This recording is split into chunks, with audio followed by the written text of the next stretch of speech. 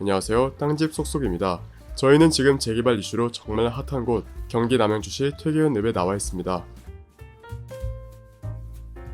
구역이 해제된 곳도 있지만 1구역부터 7구역까지 있고요. 재개발 상황은 어떻게 되어가고 있는지 한번 다녀보면서 여러분들께 자세히 보여드리겠습니다. 그 전에 땅집 쏙쏙을 구독하시고 다양한 부동산 관련 소식을 놓치지 마세요. 아, 여기 완전 시골에 와 있는 느낌인데요. 90년대 같아요. 90년대. 한번 여기는 싹 밀고 개발이 좀 필요한 것 같아요. 그렇지 않아요? 네, 도로도 다시 닦아야 될 것 같고. 퇴계원을 세 줄로 요약하면 별내역이 마을버스로 5분 거리, 경춘선 8호선 GTX-B의 트리플 역세권, 23년 8호선 개통 시 강남까지 50분대 진입입니다. 지금 여기는 2종 주거지역과 상업지역의 경계면입니다. 퇴계원에서는 완전 역세권인데요. 상업지역은 지금 보시면 많이 낙후되었다는 느낌을 받으실 겁니다. 그런데 이곳은 앞으로 개발을 해야 할 명분이 충분히 있는데요. 퇴계원 재개발 구역들이 재개발 완성이 되면 역세권 상권을 이용할 사람들이 굉장히 많아질 것으로 볼 수 있습니다. 지금 현재는 주거지와 영업용 건물이 섞여있는 체계적인 개발이 되어 있지 않은 느낌인데요. 재개발을 통해서 많은 세대들이 유입되면 역세권 주변도 도시환경 정비 사업을 하지 않을까 하는 추측을 해볼 수 있습니다. 지금 이곳은 원래는 군부대가 있었던 부지입니다. 2016년에는 사드 군부대가 이전을 했고 이전된 부지는 현재 롯데건설이 가지고 있는데요. 지금 표시된 이곳이 지난 2016년 9월 국방부가 경상북도 성주시에 주한미군의 사대를 배치하겠다고 발표 후 이듬해 2월 롯데그룹과 경기도 남양주시 퇴계연읍의 군부대 부지를 맞교환한 부지입니다. 그런데 지금까지 방치되고 있는 이유는 부지가 워낙 넓어서 외부 투자금을 끌어와야 하는데 그동안 부동산 경기, 코로나 바이러스 확산 등으로 상황이 여의치 않기 때문이라고 합니다. 앞으로 몇 년은 더 공터로 방치해두지 않을까 합니다. 롯데건설에서는 아무래도 주상복합 사업을 할 것 같은데요. 그렇다면 이곳 상권의 고도 제한이 풀리지 않을까 하는 생각이 듭니다. 군부대가 있었는데 이제는 이전했다. 그래서 고도 제한도 풀린다는 게 어떻게 보면 역세권 상권이 개발되는 데 있어서 핵심이 될 것 같습니다.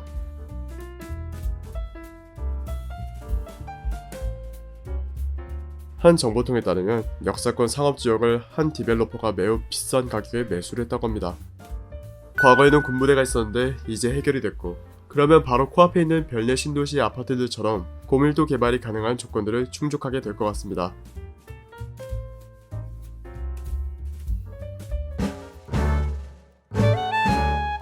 안녕하세요. 네. 지금 구역 7개 중에 3번, 6번은 해지됐죠? 해지됐죠. 네. 제일 먼저 시행하는 거 우리 옆에 있는 거 2구요. 지금은 여기는 지정고시가 확실히 돼서 대한토지센터에서 하는 거고 네. 나머지는 다 아직 지정고시가 아직 안 됐어요.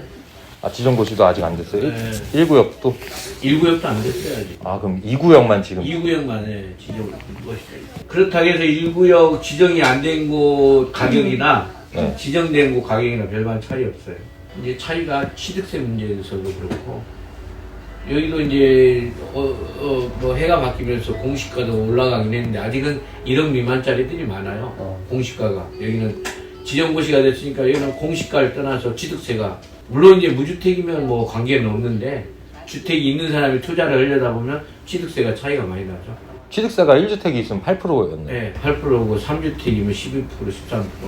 공시가 1억 미만돼요? 네. 1억 미만은 지정고시되지 않는 지역은 그냥 관계가 없어요. 아, 매치를 관계가 가지더니. 네, 그렇죠. 근데 여기는 한 채만 뭐 두 채 추가되면 무조건 중과가 되는 거예요.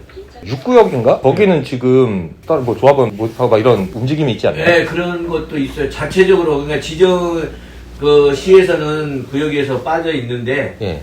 자체에서 재개발을 또 해보려고 동의를 받고 있으니까 받아서 이제 시에다가 올리겠다는 거죠. 그럼 사장님, 그럼 지금 빌라 매수를 하려면 몇 구역이 그나마 좀 글쎄요, 어느 구역이 좋다는 건 지역에 따라서 선호도가 다르긴 한데 거기 같은 경우는 1구역, 2구역 약간씩 특징은 있죠. 1구역, 2구역은 거의 같죠. 왜냐하면 같은 위치에 이렇게 있고 뭐 골목 사이로 이 정도 네. 뭐 퇴계원역 거리도 뭐 10분 거리 거의 비슷비슷한데 네.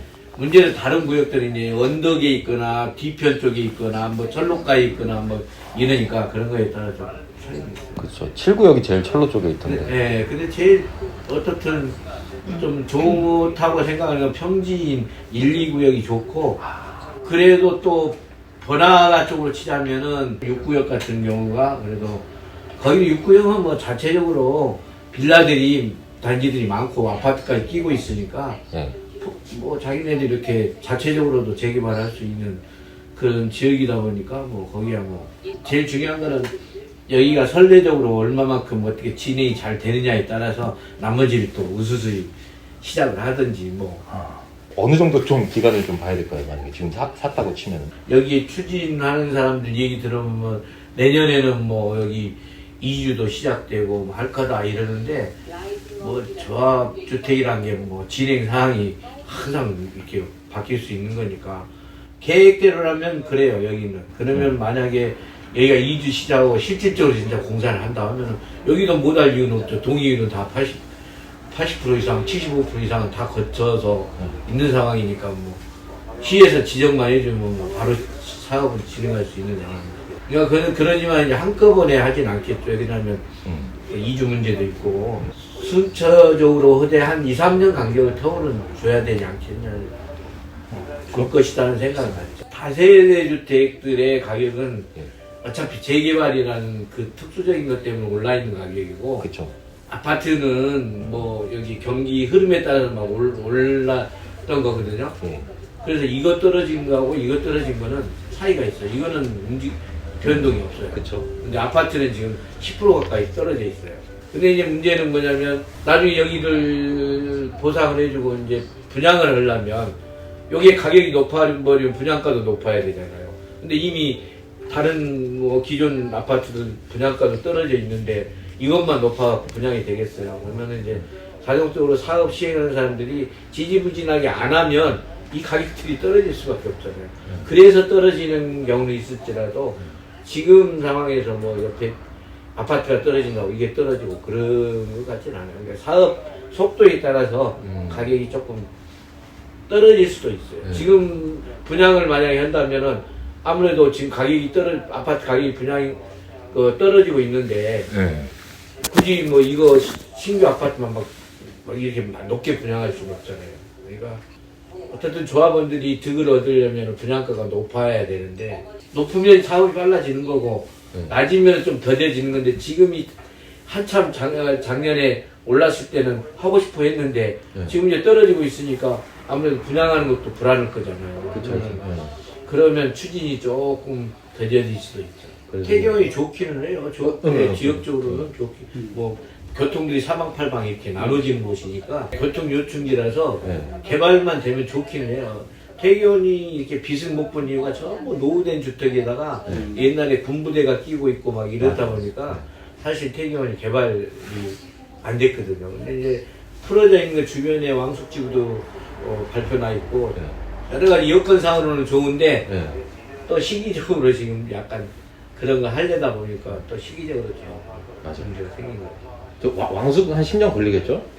그렇죠. 10년 지금 분양들을 하고 있다 하더라도 이제 보상가가 70% 정도 마무리가 됐으니까.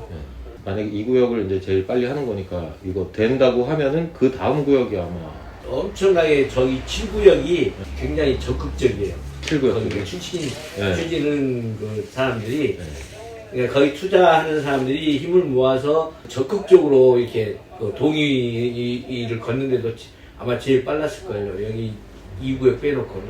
그러니까 그랬던 건데 현재 가격이나 또 위치적으로 보면 철로가 쪽이잖아요. 언덕이고 이런 거 계산하면 역은 가까울 줄 몰라도 여기 철로가 가까운 거지. 역은 여기서 걸어서 입구 쪽 가는 거나 거기서 입구 쪽 가는 거나 별반 차이 없어요. 1, 2분 차이밖에 안 나요. 제가 볼 때는 6구역이 그나마 제일 좋아 보여요. 네, 6구역이 그래도 조금 더 번화가고 은행가도 그래도 있으면서 병원도 있고 여러 가지 대중교통도 버스도 전철도 이렇게 가까이 있는 쪽이니까 6구역이 좋긴 해요.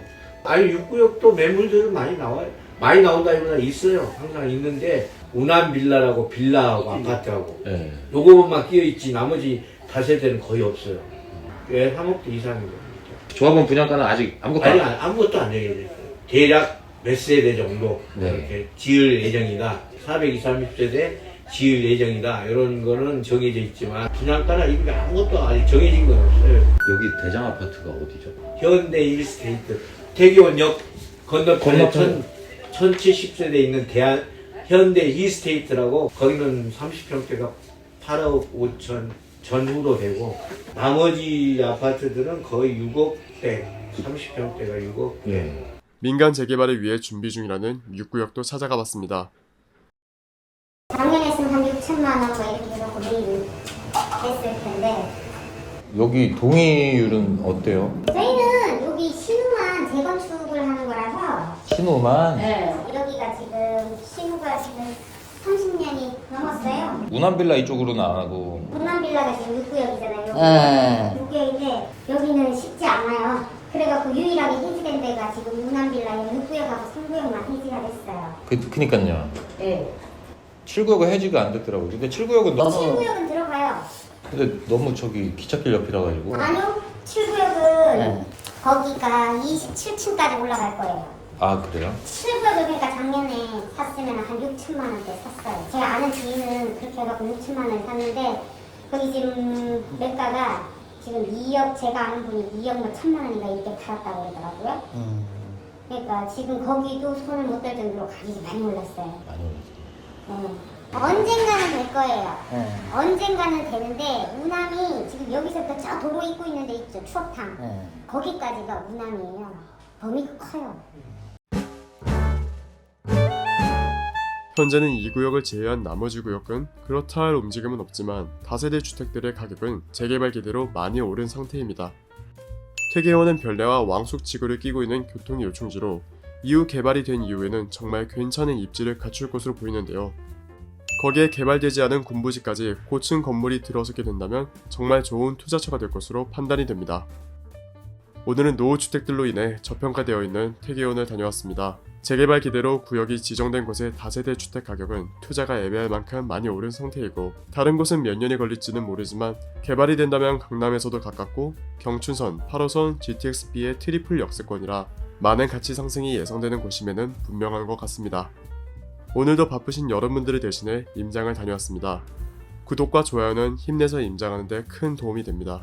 다음 콘텐츠도 많이 기대해주세요. 감사합니다.